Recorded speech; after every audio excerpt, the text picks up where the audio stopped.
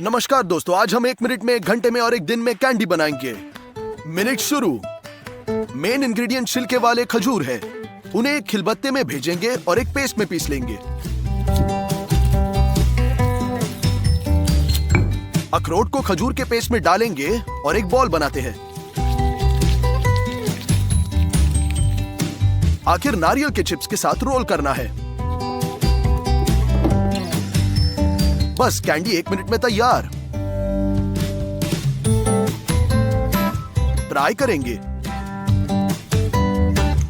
बहुत ही स्वादिष्ट natural candy. अब 1 घंटे में पकने वाली कैंडी बनाते हैं। एक छलनी में 1 गिलास ताजा रास्पबेरी डालेंगे और इसे चम्मच से पोंछ लेंगे ताकि बीज सॉस पैन में न जाए।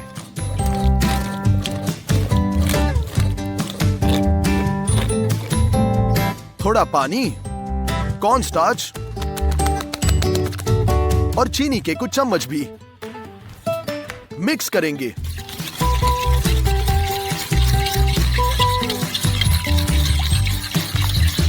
और स्टफ पर डालते हैं। विस्क के साथ लगातार हिलाते रहे जब तक ये लिक्विड गाढ़ा ना हो जाए।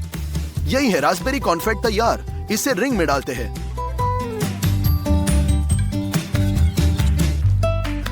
दूसरे फिलिंग के लिए सॉस पैन में 75 ग्राम हेवी क्रीम डालेंगे और उन्हें उबाल लेंगे।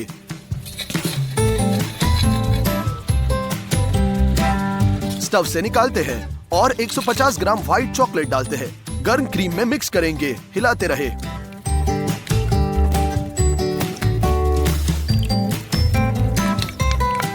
वही है, फ्रोजन सूखे रास्पबेरी खोलेंगे और उन्हें सॉस पैन में जोड़ेंगे। इसे फिर से मिलाते हैं।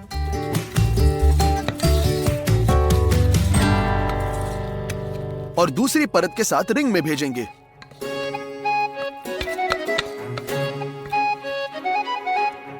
हम फिलिंग को लेवल करते हैं और इसे रेफ्रिजरेटर में आधे घंटे तक फ्रीज करेंगे।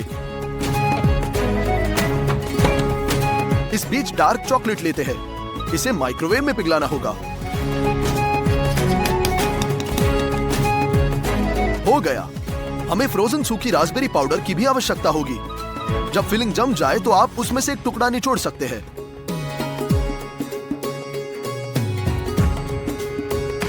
और आसानी के लिए हम इसे टूथपिक पर डालेंगे।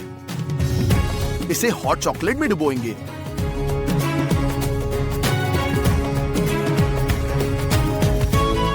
और जब तक ये जम न जाए इसे रास्पबेरी पाउडर में रोल करेंगे। कैंडी 1 घंटे में तैयार। हम ट्राई करते हैं। मेरी समझ में ये बहुत बढ़िया कैंडी है। फिलिंग का पहला हाफ मीठा है, दूसरा थोड़ा खट्टा है। ऊपर डार्क चॉकलेट और खट्टा पाउडर स्वाद को बैलेंस रखता है। चलो पूरे दिन में पकने वाली कैंडी बनाते हैं। स्टोव पर एक सॉस पैन, इसमें चीनी, पानी और जैसे ही कैरेमल पीला हो जाए इसमें मक्खन का एक टुकड़ा डालेंगे।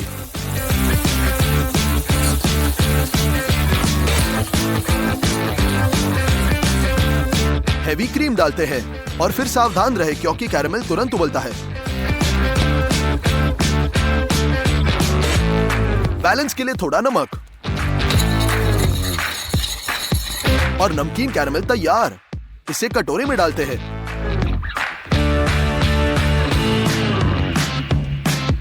और इसे रेफ्रिजरेटर में भेजते हैं ताकि जम जाए। और फिर से सॉस पैन में चीनी डालते हैं और पानी। बस कैरेमल को एम्बर रंग में पकाएंगे और हटा देंगे। चर्म पत्र की एक शीट पर डालेंगे और एक स्पैचुला के साथ स्प्रेड करते हैं।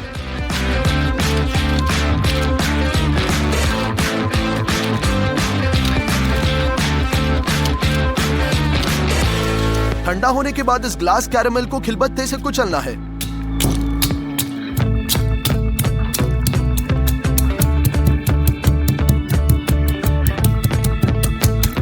हमें बहुत छोटे टुकड़े चाहिए तो हम उन्हें नमकीन कैरेमल में डालेंगे और मिक्स करेंगे। अब नरम कैरेमल के अंदर खस्ता टुकड़े होंगे।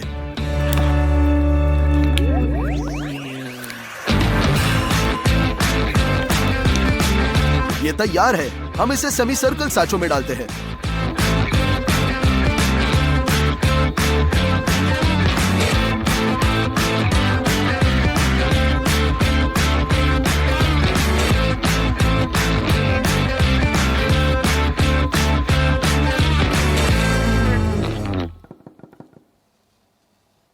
अगला कदम गोल चावल पकाना है।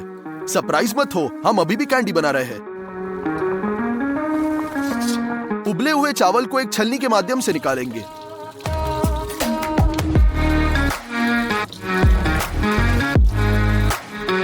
अब हम इस चावल को बेकिंग शीट पर बिखेरते हैं और इसे अच्छी तरह से स्प्रेड करेंगे।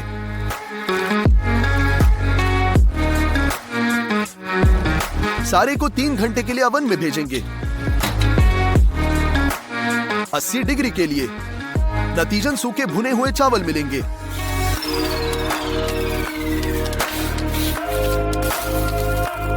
केवल इसे गहरे फ्रायर में पकाना बाकी है। ये तुरंत फट जाते और पॉपकॉर्न की तरह मुरमुरों में बदल जाते हैं।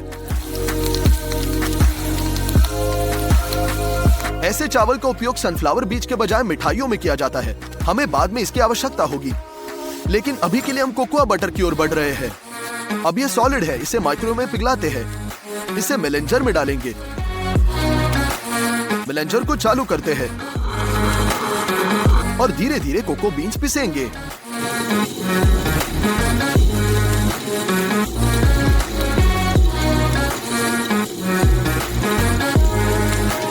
इसमें चीनी,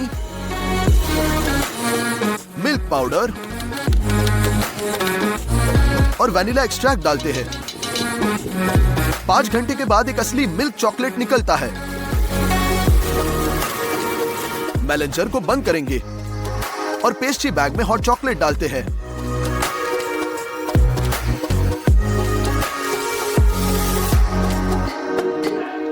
खासकर ऐसे में हम चॉकलेट को तड़का नहीं लगाएंगे।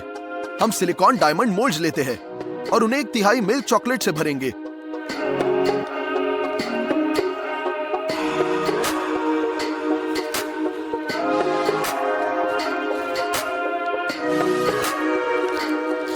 हम अखरोट नूगा की ओर मुड़ते हैं। इसे एक प्रोटीन की आवश्यकता है।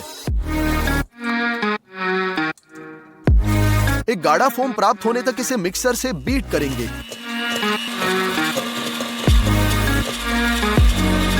एक सॉसपैन में चीनी, नींबू का रस,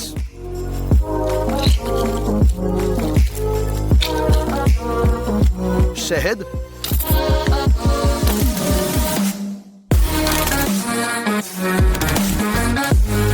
और थोड़ा पानी डालते हैं। हम सिरप को पीला होने तक पकाते हैं। इसे स्टव से हटाएंगे और इसे पतली धारा में प्रोटीन में डालते हैं, जबकि लगातार फुसफुसाते हैं।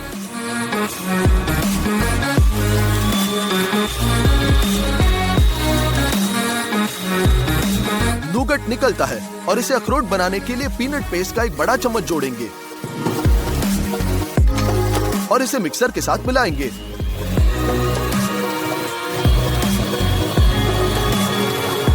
नट नूगट को भी आकार में डालते हैं।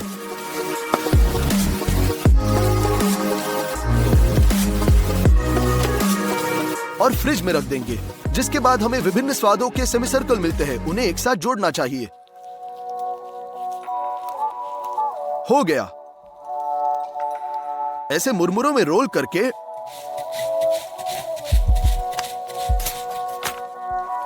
डायमंड मोल्ड में भेज देंगे। हम सबसे सुंदर चॉइस के लिए 4 रिक्त स्थान बनाएंगे। मोल्ड के दूसरे भाग के साथ शीश को कवर करेंगे। यह अच्छी तरह फिट बैठता है या नहीं। और ऊपर छेद के माध्यम से चॉकलेट डालेंगे।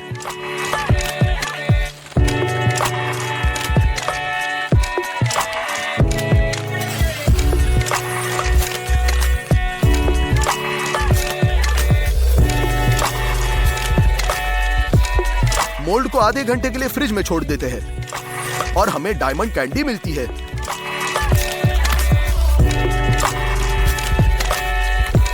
चाकू से हमने किनारों पर उभरी हुई चॉकलेट को काटा।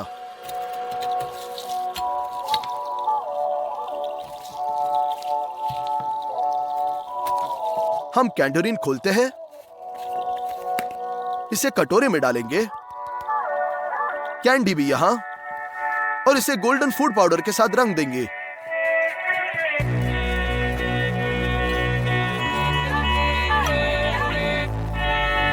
डायमंड कैंडी, जिसे तैयार करने में पूरा दिन लगा, तैयार है। चलो ट्राई। नमस्कार दोस्तों, हम सबसे लंबे समय का पिज्जा तैयार करेंगे। हम पूरे 4 दिन लगने वाले हैं। पहला दिन, हम सबसे लंबे समय के डो को शुरू करेंगे। कटोरे में 270 ग्राम आटा लेते हैं, साथ ही 30 ग्राम साबुत अनाज भेजेंगे। 200 मिलीलीटर पानी डालते हैं और इसे मिक्सर में रखेंगे। नोजल को दबाएंगे और लगभग 5 मिनट के लिए आटा गूंद देंगे। कटोरे को निकालते हैं, क्लिंग फिल्म के साथ कवर करें और 1 घंटे के लिए फ्रिज में डालें। फिर इसे वापस बाहर निकालते हैं और इसे मिक्सर में रखेंगे। कटोरे में थोड़ा ठंडा पानी डालते हैं और 5 ग्राम लाइव खमीर तोड़ेंगे। मिक्स करें, मिक्सर में डाल दें, नमक डालेंगे और गूंदेंगे। एक कटोरा लेकर ऑलिव ऑयल डालेंगे और इसे अपने हाथ से धब्बा करेंगे। गूंदे हुए आटे को एक कटोरे में भेजते हैं।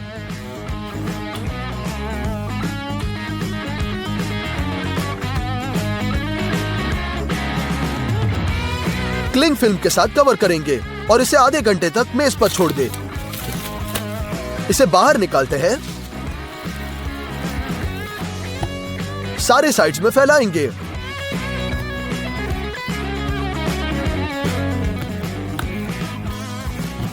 और इसे वापस कटोरे में डालते हैं। फिर से क्लिंग फिल्म के साथ कवर करें और आधे घंटे के लिए छोड़ दें।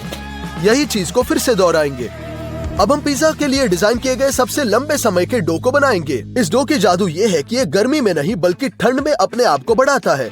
इस फैक्ट के कारण खमीर बहुत धीरे धीरे बढ़ता है। आटे में बिल्कुल अलग स्वाद होता है।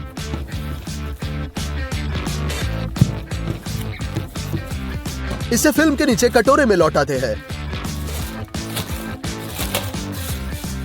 और अब हम इसे 3 दिन के लिए फ्रिज में छोड़ देंगे। एक अनरियल सॉसेज के लिए सामग्री तैयार करते हैं। कटोरे में पानी डालते हैं,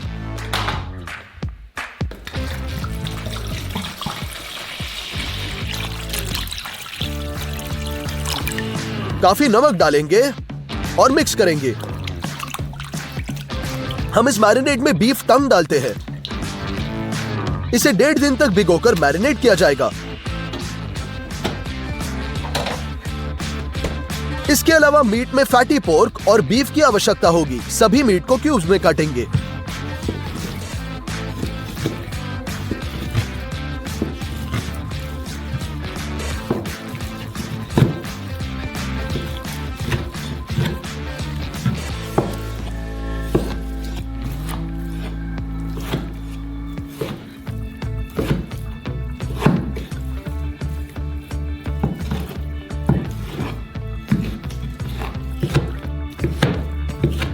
अब नाइट्राइट सॉल्ट मांस पर छिड़केंगे। ये एक प्रिजर्वेटिव के रूप में काम करेगा और हमारे सॉसेज के शेल्फ लाइफ को बढ़ाएगा। हम नॉर्मल सॉल्ट भी डालते हैं। ये सब मिलाएंगे। कटोरे में मीट को डालेंगे, ढक्कन के साथ कवर करते हैं और फ्रिज में भी मैरिनेट होने दे। दूसरा दिन, पिकल्ड मशरूम, लेकिन ये नहीं, एक सॉस पैन, लहसुन डालेंगे, थोड़ा लौंग, मिर्च, सरसों के बीज, नमक और चीनी। हम मिर्च को काट लेंगे,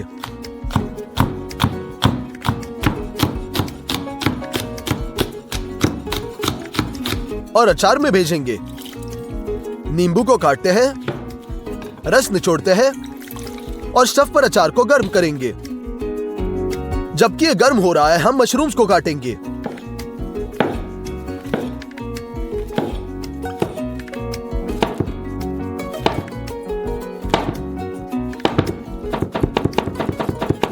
मैरिनेड उबल गया है और आप इसमें मशरूम भेजेंगे।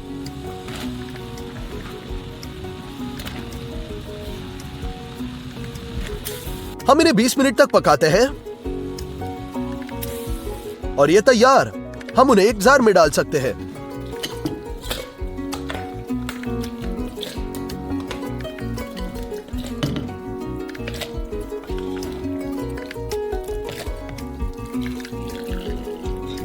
इसे बंद करेंगे और मशरूम को फ्रिज में मैरिनेट करने के लिए छोड़ देंगे।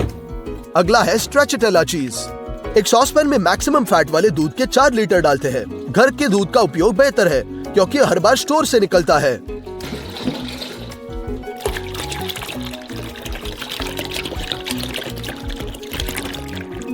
पैन को स्टव पर रखेंगे, थर्मामीटर डालेंगे और ढक्कन के साथ कवर करें। जैसे कि दूध 50 डिग्री तक गर्म होता है, इसे स्टोव से हटा देंगे और सिरका डालते हैं 7 चम्मच।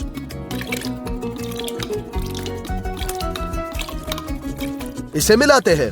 दूध धीरे धीरे फट जाएगा और हमने पनीर की इतनी बड़ी गांठ इकट्ठा की है। अतिरिक्त नमी को निचोड़े ताकि पनीर घना हो। पनीर को वापस पैन में डालेंगे और स्टव पर। यह पूरे सिरम में नमक जाएगा। गरम मट्ठे में हम डुबोते हैं और चीज को फैलाते हैं। इस प्रकार नमकीन होगा। लगभग 10 मिनट बाद हम चीज को लंबे स्ट्रिप्स में फैलाते हैं और इसे ठंडे पानी में डालेंगे ताकि ठंडा हो जाए। इतना ही। हम हैवी क्रीम खोलते हैं और इसे कटोरे में डालेंगे। नमक जोड़ेंगे और मिक्स करेंगे। अब हम चीज लेते हैं। इसे 10 सेंटीमीटर के पीसेस में काटेंगे, जिसके बाद हम ऐसे कैंची के साथ पतले स्ट्रिप्स में काटते हैं और उन्हें नमकीन क्रीम में डंप करेंगे।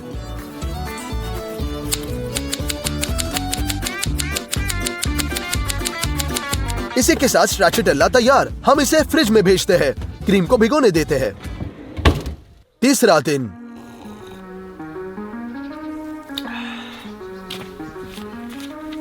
आखिर में हम सॉसेज बनाएंगे। बीफ टंग पहले से नमकीन है। हम इसे 2.5 घंटे तक उबलने भेजते हैं, लेकिन उबलते पानी में नहीं। इसका तापमान लगभग 87 डिग्री होना चाहिए। जब समय आ गया है, हम टंग निकालते हैं और इसे ठंडे पानी में डालेंगे।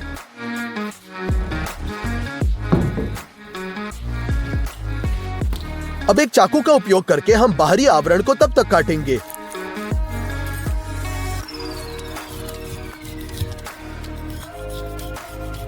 जब तक कि यह साफ ना हो जाए। अब इसे पहले स्लाइसेस में काटेंगे,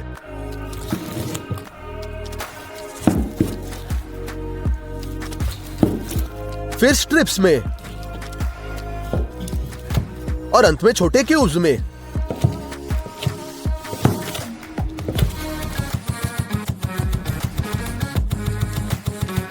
हो गया। फिर हम अपने नमकीन मास को रेफ्रिजरेटर से बाहर निकालते हैं। इसे चक्की के तश्तरी में डालते हैं और इसे कीमे में मोड़ेंगे। एक फाइन ग्रिड का उपयोग करेंगे। यहां हम सबसे बारीक कीमा चाहिए। हो गया। अब हम इस कीमे को एक ब्लेंडर में डालते हैं। एक सॉसेज के जूस के लिए फॉस्फेट, लाल मिर्च और बर्फ के बजाय मिल्क पाउडर डालते हैं। हम ब्लेंडर में लगाते हैं और बस इसे एक इमल्शन में पीसेंगे। हो गया। हम इमल्शन को कटोरे में भेजते हैं।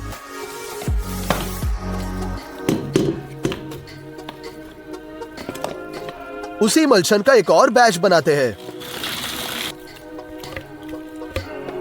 सॉसेज के रंग को और सुंदर बनाने के लिए हम रेड फूड कलर डालेंगे। काफी छिलके वाले पिस्ते और बीफ टंग के क्यूब्स डालेंगे। कटोरे को मिक्सर में रखते हैं और इसे अच्छी तरह मिलाएंगे। हो गया। यह सॉसेज है, केवल अपने कच्चे रूप में। इसे कुकिंग बैग में भेजेंगे ताकि सॉसेज के साथ आसानी से बाहर न जा सके।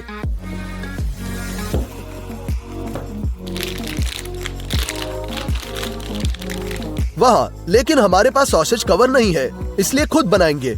हम थर्मल पैकेज को लेते हैं, जरूरी लंबाई का एक टुकड़ा काटेंगे, फिर हम इसे बीच में मार्क करते हैं और वैक्यूम क्लीनर की मदद से हम इसे लाइन के साथ बिल्कुल जोड़ेंगे। उसके बाद हम सीम के साथ काटेंगे।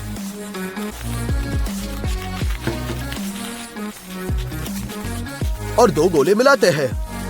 कुकिंग बैग की नोक काट देंगे और इसे भरेंगे।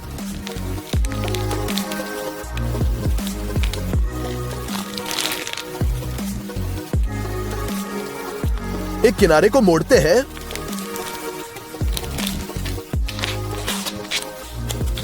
और इसे धागे के साथ ठीक करते हैं। दूसरे के साथ भी ऐसा ही करेंगे। एक्स्ट्रा काट लेंगे। सॉसेज को बहुत कसकर पैक किया जाना चाहिए ताकि ये सीधे गिरने पर स्प्रिंग हो जाए। हमने 2 छड़े बनाए और मरमाइट में सॉसेज पकाएंगे। मिनिमम सा पानी डालेंगे। मिनिमम लेवल तक पानी के साथ गैस्ट्रो लिमिट सेट करते हैं। मैक्सिमम हीटिंग सेट करेंगे। और मेरे पास 80 डिग्री है। सभी को गर्म करने के लिए समय देंगे और सॉसेज पकाएंगे। खाना पकाने के आधे घंटे बाद हम थर्मामीटर चिपकाएंगे और पहले से ठंडा पानी तैयार करेंगे। जैसे ही सॉसेज 70 डिग्री का होता है, हम इसे बाहर निकालते हैं और जल्दी से ठंडा करेंगे। इस समय पूरी तरह तैयार है। हम इसे फ्रिज में छोड़ देते हैं। आखिरी चौथा दिन हम एक क्रीमी पिज्जा सॉस बनाएंगे। इसके लिए हम एक कटोरे में क्रीम चीज का एक पैकेज भेजेंगे।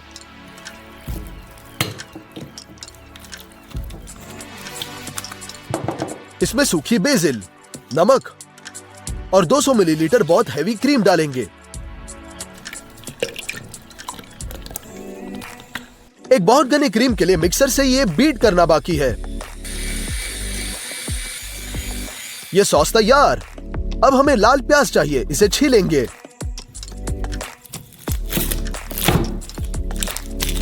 और इन छोटी पंखुड़ियों को अंदर से निकालते हैं। प्याज के बचे हिस्से को क्यूब्स में काटेंगे।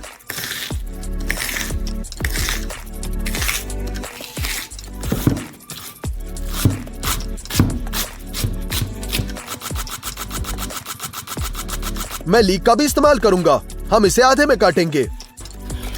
चीरा बनाएंगे और इसे बारीक काटते हैं।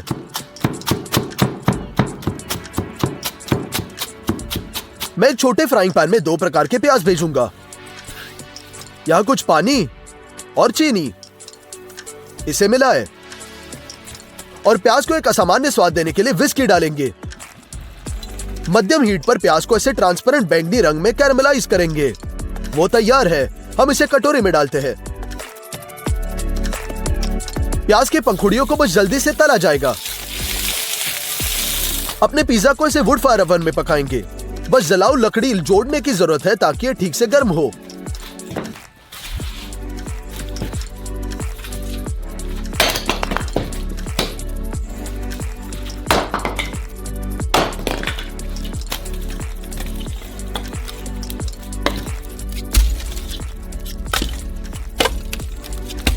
पिज्जा में शिमला मिर्च जाएगी, लेकिन कच्चे रूप में नहीं। उन्हें सीधे आग में फेंक देंगे। 2 मिनट और रोस्ट हो चुके हैं। हमें यही चाहिए। हम जली हुई स्किन को चाकू से खुरेशते हैं।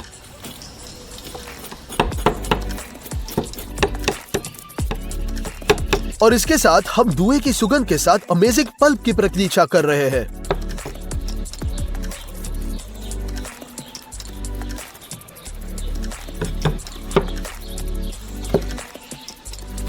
और क्यूब्स में काट लेंगे।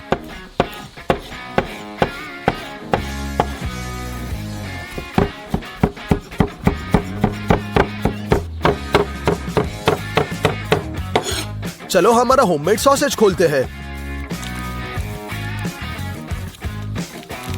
हमने इसे काट दिया।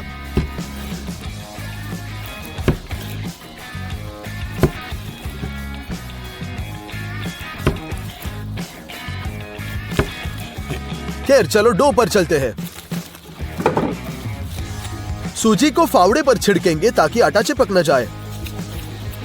अपना स्टू पर स्ट्रेचेबल आटा निकालते हैं। इसे स्पैचुला पर फैलाते हैं और इसे अपने हाथों से कुचलते हैं। इसके बाद हम पिज्जा बेस को इस तरह से उछालेंगे और स्क्रॉल करके फैलाते हैं, और इसलिए आटा पूरे फावड़े को ढकने के लिए पर्याप्त नहीं है।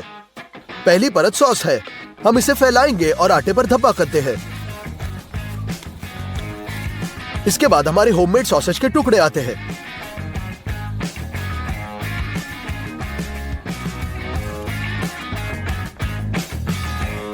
पिकल्ड मशरूम का एक जार खोलेंगे और फैलाएंगे।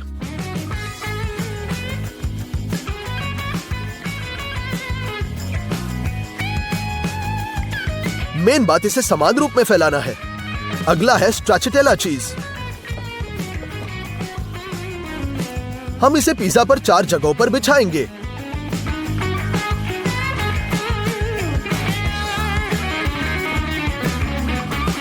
तली हुई प्याज की पंखुड़ियां और विस्की फ्लेवर्ड कैरेमलाइज्ड प्याज फैलाते हैं।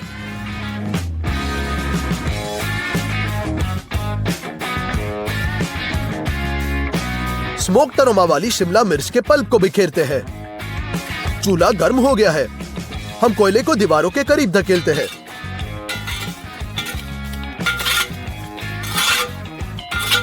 राख को दूर करेंगे और पिज्जा को गर्म पत्थरों पर अवन में भेजेंगे।